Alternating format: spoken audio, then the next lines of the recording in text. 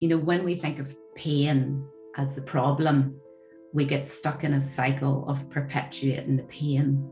And then that throws our body into fight or flight and ends up leading us into chronic pain. And it's the same with we all have thoughts that come and go, and that's natural. But very often we grab onto certain thoughts like anxiety or low mood or fear. And again, everybody's natural response in their body is to brace. So welcome to the podcast, Julie. How you doing? I'm good, thanks. Thanks for having me. No, pleasure. I'm very interested in what you do, shall we say. Obviously we were connected through your husband Peter, who I met back end of last year on the immersion that I went on through Unkush. And Unkush actually hit me up and said, "Oh, Julie's doing this thing. She's got this book. Like, you should check it out. It's really interesting." And you very kindly sent me a copy, and I've been reading it, and it's so fascinating. Like, I didn't realize how the body kind of, we hear it all the time, isn't it? Like, the body keeps the score, etc., etc., right? But like, it really does. Like, the body can hold emotions and feelings that we don't even realize, is kind of what I got from it. But yeah, I guess the best place to start is, like, do you want to explain a little bit about what myofascial release is, just to build some context, because I'm still not even really that clear. So it'd be good to hear more. Yeah, well, basically it's a treatment method that it's like a whole body treatment method that treats the fascia in the body. And when I was training as a physiotherapist, I was told the fascia was unimportant packaging in the body. But over the last sort of 40 years in America, there's a guy called John Barnes who has been pioneering and developing this treatment method. So basically, the fascia is like a really strong connective tissue that goes throughout the entire body. It's a bit like a spider's web, those little tubules. Mm-hmm. So it's layer upon layer, and it's continuous throughout the entire body. It not only surrounds the muscles and the organs, but it goes right down to a cellular level. So it surrounds every single cell in your body. And I know when I was training as a physio, I was told it just wrapped around the muscles and that was it. But it really is the life force of your body. It brings nutrients to every cell in your body. But through trauma, which can be either emotional or physical trauma, or also poor posture or some sort of inflammatory process, the fascia starts to solidify. And when it's healthy, it's nice and fluid filled and mobile, but when it starts to solidify, it causes huge problems because it's incredibly strong. So it creates a huge compressive force through your organs and your pain sensitive structures, and really wreaks havoc in your body. So the treatment method that I've been trained in over the last sort of 5-6 years helps to turn that solid fascia back into the more viscous, fluid, mobile state. And you get lots of great benefits while you're doing it. Awesome. And so I just want to take a quick moment to shout out the sponsors of this episode, London Media Lounge. They're a West London based studio space. They have recording studios, they have YouTube spaces, they have green screens, and they'll also handle content production, social media management, anything that you're looking for. They're really easy to work with, and they'll create a bespoke content production package just for you. So why don't you save time and let the professionals handle your content business? To get in touch with them, head over to londonmedialounge.co.uk and let them know that Alex sent you.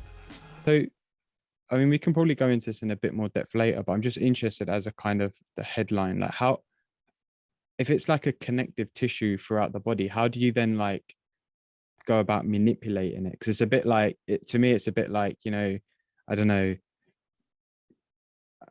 this is a really obscure example, but it's like trying to manipulate one bit of potato in an omelette. It's like you can't, do you know what I mean? Or one bit of egg, or it's like it's all connected. So what's the kind of overlying process that to do that? Well, usually where you start is where you feel in the body that there are lots of adhesions, or where the fascia has solidified. And how you work that out initially is through a person's body alignment. So you would look at them in standing, you would look at them lying on the treatment table. And very often I start around the pelvis, because that's where all the fascial planes meet. And if the pelvis is out of alignment, if it's rotated or upslipped on one side, that's a good indicator that the fascia is pulling it out of alignment. So that's very often where I start personally. But no matter where you're treating in the body, you're having an effect on the whole system, because as you described, it is all continuous, it's all connected. So if someone comes into me with shoulder pain, I might not just treat their shoulder. I'll obviously look at the whole system. But basically, when you're doing the treatment techniques, it's like a slow, gentle, sustained stretch with compression. Mm-hmm. So when I place my hands on the patient, I do a lot of it with my eyes closed, because I can feel a lot more. I can feel where the restrictions are. So what you do is you sink through the depth barrier into the body, and you feel for where the restrictions are. You take up the slack and you wait at each barrier for it to start to rehydrate and start to release. And then you sort of keep nudging into that. So you go to the next barrier, wait there. So it can't be forced, because it's incredibly strong. So it is about waiting at each barrier. And what are then some of the benefits of that? Like, there's obviously the physical, the kind of benefits, right? And I guess what I really like about the sound of it is that, like, generally when you go to a physio or an osteo or a chiropractor or someone who does like manual treatment, they will, again, use the hip as an example. They'll look at the hip and they'll be like, okay, your hip's sort of slipping up on the right side. That means that your muscles around the hip are really tight, so we're going to loosen the muscles. But this sounds like it's a level deeper than that, because it's the connective tissue. So what are the benefits of it? Like, not just from a physical point of view, but there's obviously there's a bit more to it than that as well, isn't there? Yeah, well, physically, if we start there, when you do the structural releases, you're rehydrating the fascia, you're lengthening sort of or decompressing that area. So it reduces pain, obviously, because when there is that huge compressive force going through the area, it's compressing pain sensitive structures like nerves. It also compresses joint surfaces, so it sort of would wear your joints down quicker.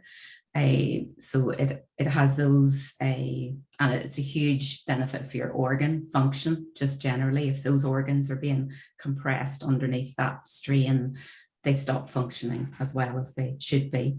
So that's just some of the physical benefits. But there's also a thing called tissue memory, which when I went to America to start training in myofascial release, there was a lot of talk about releasing emotions, releasing memories. And I must admit, I came from a very linear physio training sort of mentality. And I must admit, I thought, oh my word, this is like so American. Sorry, I offend everybody. I know you mean it's one of those things that maybe seemed a bit over the top. Yeah, it was very know. loud and all the rest. And I did feel out of my comfort zone in those first few days of the training. But they explained to me, like, for example, I had an experience where one of the therapists was doing a release in my abdomen. And it was quite intense, because I had a lot of scar tissue there from surgery and stuff. So I was aware that I was really clenching in my jaw. So during the treatment, you're asked to come out of your head, away from your thoughts and your thinking, to really feel what's going on in the rest of your body, because it is all connected. So I was aware that I was clenching my jaw, and I tried to soften there and let go. But the pain in my jaw just became so intense. Like, it literally felt like someone was pulling my teeth out of my head. It was really intense. And afterwards, we went back to listen to John teach more. And I'm not one for speaking up in front of a whole lot of people, but I sort of thought, oh, I have to ask what's going on here. So I asked, I said, John, why, when she was working on my stomach, could I feel it in my jaw and in my teeth? And he just looked at me and he said, have you had any dental surgery? And I went, yes, because I had all 4 wisdom teeth removed and a tumor removed from the roof of my mouth when I was in final year at university.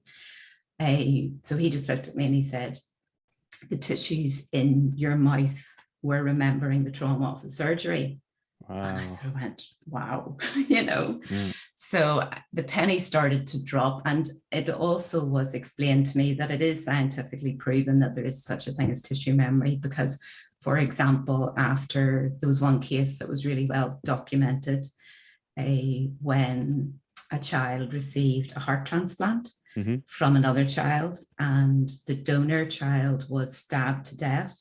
But obviously the recipient, a child, and their family weren't told any of the details of that.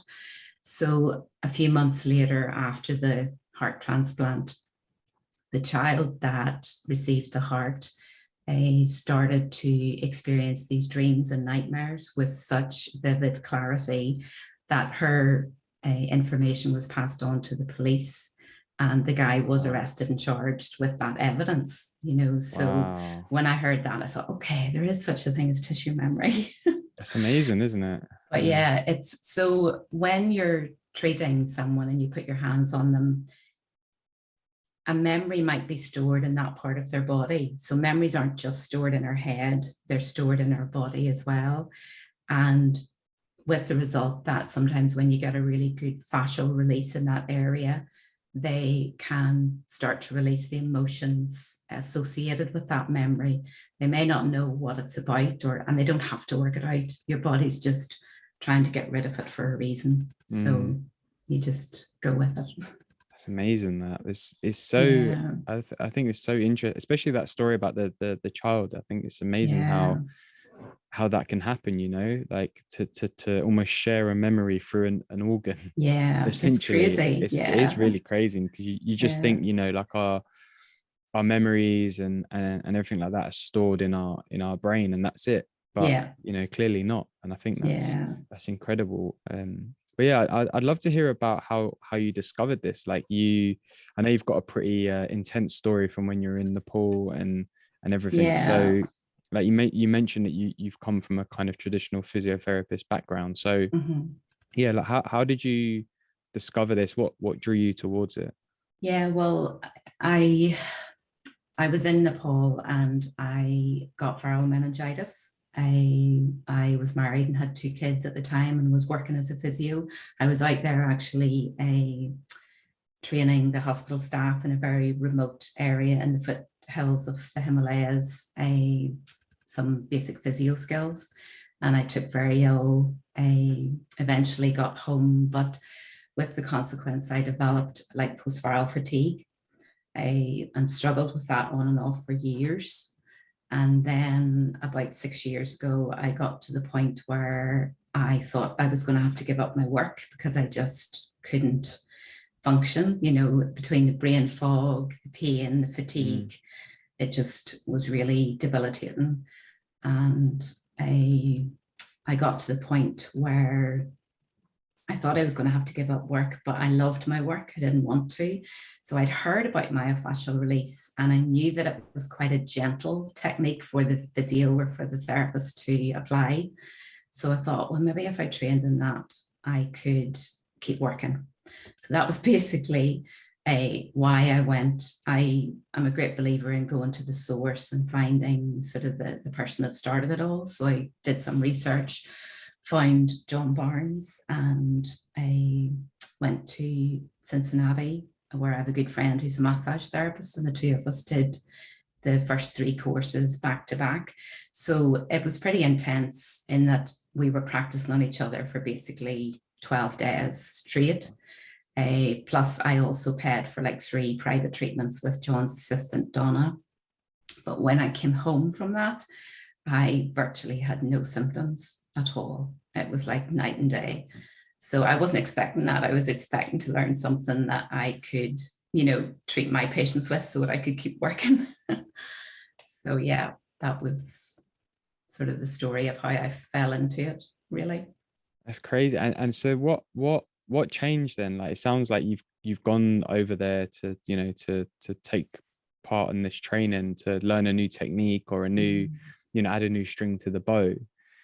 But it sounds like you've come away with a lot more than that. So like what changed it, you know, in your life, or, you know, after that experience, to then want to, you know, bring this into your own practice, and really want to, you know, focus on it as a practice of your own, you know? Mhm. Yeah, well, I noticed such a huge difference in my own life that I I was really compelled to start introducing it with my patients, even though like a lot of my patients in Northern Ireland are very traditional. And when I started to mention about emotions and stuff, they were like, didn't want me to do the treatment or anything with them. So, but I just kept chipping away and would introduce a few gentle releases here and there. And people would come back and say, whatever you did the last time, I feel so good. You know, can you do more of that? So it took time, definitely, you know, your sort of those old voices creep into your head where you sort of think, oh, just do what you don't really know what you're doing. But something drew me to persist. And I just kept doing it and started to get really good results. I, and when you ask me what has changed, like everything has changed. You know, I ended up selling my business, which was a busy physiotherapy practice, which people thought I was mad doing, but it was working in an environment that wouldn't allow people to release the emotions, because there was a coffee shop next door, there was, you know, other things around. So I have set up then my own garden room from home. Mm. So and I just absolutely love it. It's great. It's Yeah. amazing, isn't it? And it's like I see a very similar thing with like coaching. It's like I learn stuff, you know, all the time from various different sources and coaches, and, you know, programs that I do and retreats that I go on. And then it's like you really, you know, experience the change within yourself. Like you experience the shift firsthand. Mhm. And then the first thing you want to do is like share that with other people. You know, you want them to experience the same thing. And I love how it becomes a kind of um it's like a cycle of you know, I'm going somewhere to receive, and then I'm going to give that Mhm. to others. And I think when you're in that cycle, just in anything in life, if it's a relationship, a business, or whatever, like I don't think you can ever go wrong. Like, but I think you have to be open, first of all, to receive, so that then you Mhm. can give whatever it is that you're learning, or how you're growing, or anything like that, you know? Yeah. And I think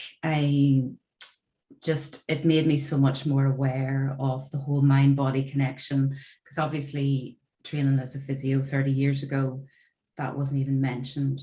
I, and it's made me much more aware of where I brace in my body when I am anxious or when I'm nervous, or Mm, when I feel fear.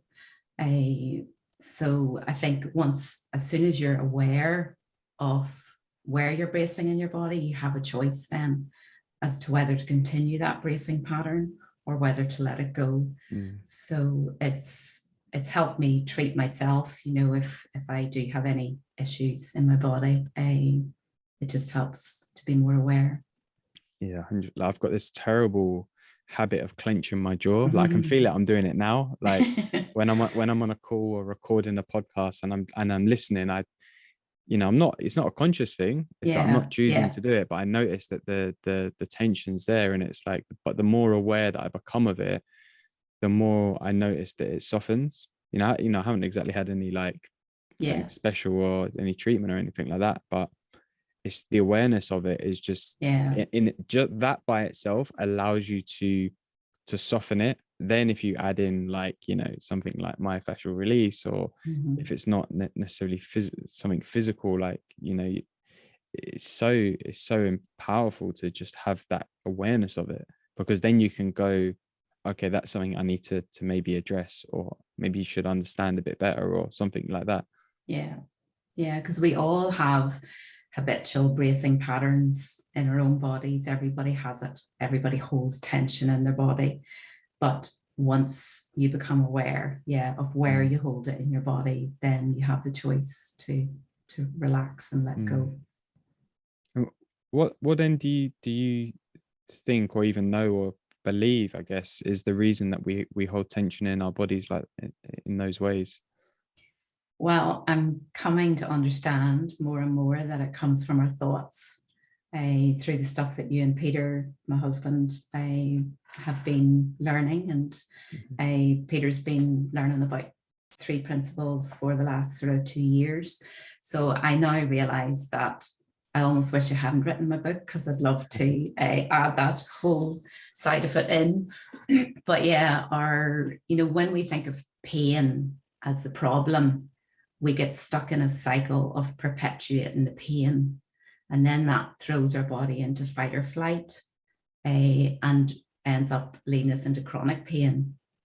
And it's the same with we all have thoughts that come and go, and that's natural. But very often we grab onto certain thoughts like anxiety or low mood or fear. And again, that everybody's natural response in their body is to brace.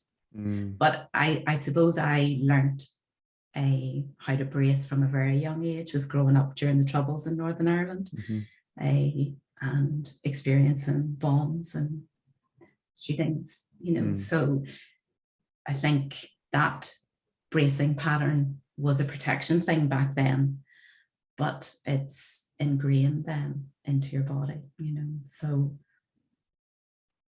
but yeah, I think that once you're pushed into that stress response, you do tend to get the physical symptoms then.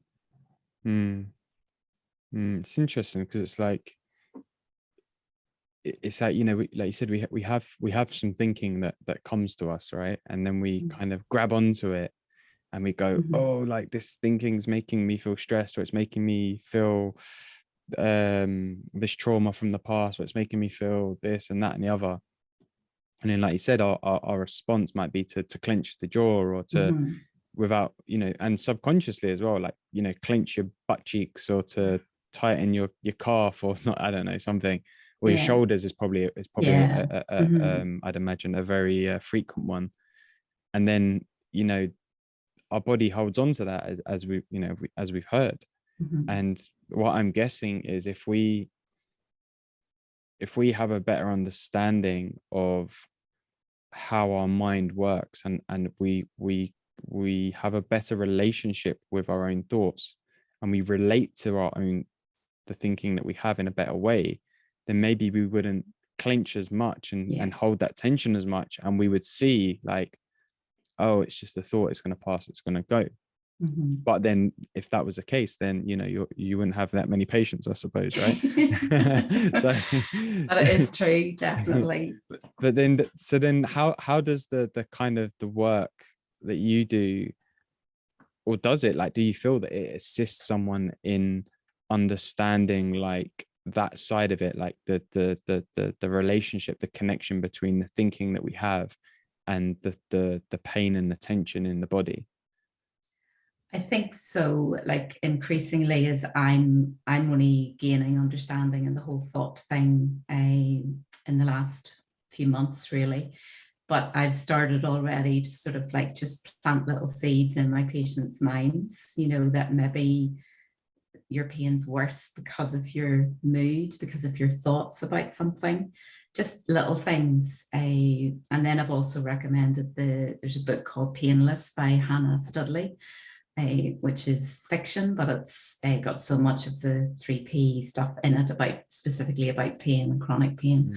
So it's fascinating, and I feel like that's opened up a whole new sort of avenue for me to help my patients, as well as with the myofascial release. But I think it works so well together, because when you're doing an MFR treatment, when you place your hands on the patient, you're very much asking them to go on an investigative journey deep inside their own body. You're really taking them out of their mind, out of their thoughts and their thinking, away from that.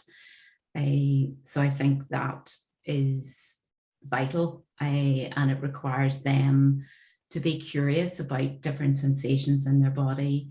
Like I didn't realize how much tension I hold in my solar plexus. Like it's like a ball sometimes, like Oh, right now. really? Yeah. But and just by placing a hand on it, you can just soften it and let go. But yeah, I do think the two potentially will work really well together. And is there anything that you think that I mean, it's going to be hard to speak generally, but generally speaking, people can do, if they have a bit of tension that they feel in their body, like, like you said, your abdomen or your shoulders or like neck, jaw, whatever, that as a general thing could help with the release of that. Yes. Oh, there we go. Nice little, is that a massage ball? It's different. It's a MFR ball. It's soft. Okay. There's no point in using like a hard, like a hockey ball or a cricket ball, or a spiky ball, because they're too hard. So the fascia tends to brace against that. It won't soften. Whereas this is slightly squishy and soft. So this is brilliant. You can just use it anywhere in your body. And you just, like, say you've got pain in your hip, you would lie on it, pop it in underneath wherever the painful spot is, and then just let your full body weight melt onto it. So you would melt for at least 4 to 5 minutes. That's been found that's the sort of key time for the changes to happen in the fascia, for it to be a permanent change. Otherwise, it's just like taking up the elastic recoil in an elastic band, and then as soon as you let go, it just bounces back to exactly where it was. So yeah, something like that is fantastic. So like soft and squidgy kind of yes, consistency. Yeah, Nice. definitely. And then how could but doing that, like without going to see someone who specializes in myofascial release, like could that also help with the the releasing of the emotional pain and the emotional stress that we were talking about before? Sometimes it does trigger. It just depends how much the patient is prepared to let go and really go inside their own body. But yes, like sometimes if I'm doing a bit of self-treatment at home, I'll just feel like a wave of emotion coming over me, and our automatic response is to shove that back down and think, where's that coming from? What's that to do with? When you start the whole thinking thing. But if you feel that wave of emotion, or if you feel even anger coming up, it's best to let it out, and you don't have to work it out. You don't have to work out where it's coming from, what it means. Your body's just trying to get rid of it for a reason. So, yeah. Nice. And have you got any stories from like your own experience of you being treated, where like you've just had this something where you're like, I don't know where this is coming from, and I just want to shout or cry or totally punch someone in the face? Or I remember once John has a clinic in Sedona in Arizona, which is absolutely stunning. And I went out there for some intensive treatment, and one of the therapists was treating me, and I could sense that he was getting really impatient with me, because it was early days and I didn't really get the whole emotional thing. And he just looked at me and he said, is it your culture or is it just you? But why will you not let go? And I went away that evening and I felt like a little child, like I'd been told off sort of. And I woke up in the middle of that night and I felt almost like a panic attack. And I've never had a panic attack, but I felt like I couldn't get a breath and I didn't know what was going on. The next day I went in for another treatment, and it was another therapist, and she asked me how I had felt after the day before. And I said, fine. And then I thought, no, you're not fine. So I said, well, actually, this therapist said this to me yesterday and I feel like a sense of panic. And she said, well, what about if we went into that panic a little bit today during treatment? And she asked me where I felt it in my body, and it was my solar plexus, right below your rib cage there. And she said, right, let's, start there. So she just put her hand on there. And the next thing, I could hear this like noise, and I thought, that's not me. But it was like a child sobbing and sobbing, and I do think it was the child in me just letting a lot of stuff out. But yeah, it was bizarre at the start, because that was the first time I really had a huge emotional release. But afterwards, oh my goodness, you feel like about 2 inches taller. You feel so much lighter. The difference is unbelievable. And is it almost like an uncontrollable, like once you've got to the point of like just letting go, is it almost like it's no, like you totally feel in control. You never feel out of control, that you can stop it at any point. But it felt, she obviously was a very experienced therapist, knew what to say to me to keep me there, and to not let me go back into my head and my thinking and trying to analyze it, and just to trust the wisdom of your body and let it out. And is that an important part of all of it, is like learning to listen to the, like, Definitely. so I give you a personal example. So like I've got a ton of like hip and hip flexor and like lower back pain, which has got a lot better, by the way. I'm not sitting here suffering, but like listening to that, like it's telling me something, right? It's telling me like there's tightness, or there's an imbalance, or there's something going on which isn't right. Like go and get it seen to or something. Like is that an important part, is to like recognize like if you have a tightness or an imbalance or something going on? Definitely, because all too often we're so caught up in our heads that we just keep pushing our bodies and pushing our bodies and pushing them, and that's why we end up hitting a real wall or hitting a crisis. Like I think that's why things like chronic pain, like fibromyalgia and different things like that, are on the increase, because of people just ignoring their bodies. So it's really about harnessing the wisdom of your body and trusting your body. And have you got any advice for anyone who does feel like they've got some ongoing pain in anywhere, shoulder, knee, back, neck? Well, obviously from a physio point of view, I would encourage them to get it looked at. But there are like a number of myofascial release therapists in the UK. If you go to Myofascial Release, I think it's co.uk. There's 2 Scottish girls there that have trained a lot of therapists in the UK, which I didn't know about until after I'd done all my training in America. But they're lovely, and I've hooked in with some of their courses in the UK, since I haven't been able to travel to America for the last couple of years. So yeah, there are myofascial therapists that you could go to, but it's hard to like give you specific advice, but I think definitely just listening to your body, not ignoring it. Especially if it's like a consistent thing, if it comes and it goes, then maybe I mean still listen, don't not listen, but if it's a consistent thing, then that's an indication. It is for me, like when I have it, it's an indication for me, like, oh, like you need to go and get this seen to, you need to do something, or there needs to be something, otherwise it's not going to get better, like they do say, if it comes and goes, or if it changes location, that's more of an emotional pain. But yeah, if it's persistent, I definitely get it checked out. Awesome. And you've obviously written about your experience in your book, so do you want to explain a little bit about what's the book's about, what's in it, and everything else? The book is really my memoir. I've been someone that's always journaled since I was a teenager.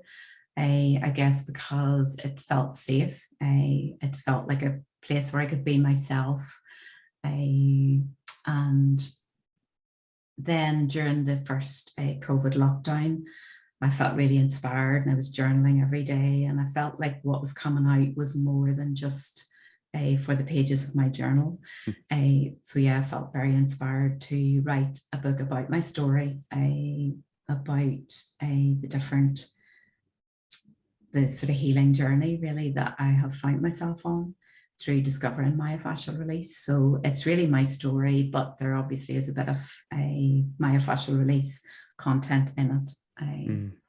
But yeah, it's called Finding Mystery Within. And I love the title because it points towards, like, you know, what you were telling us earlier. You went to this training and you came away with so much more than you ever thought, and it all came from, you know, releasing, you know, I guess tension and emotional pain that was being held in your body. And I think, you know, even from my own experience of like going to see physios and stuff like that, like when they've got their elbow in somewhere that's really painful, it's like it hurts, and it's, you want to fight against it. But when you relax into it and just allow like what they're doing do what it does, then it helps you not just in that moment with that pain, but it helps you with other stuff in life. Like it helps you with, like, when you feel like you're holding on to like a frustration or a stress, it's like, oh no, actually I can relax into it a little bit, and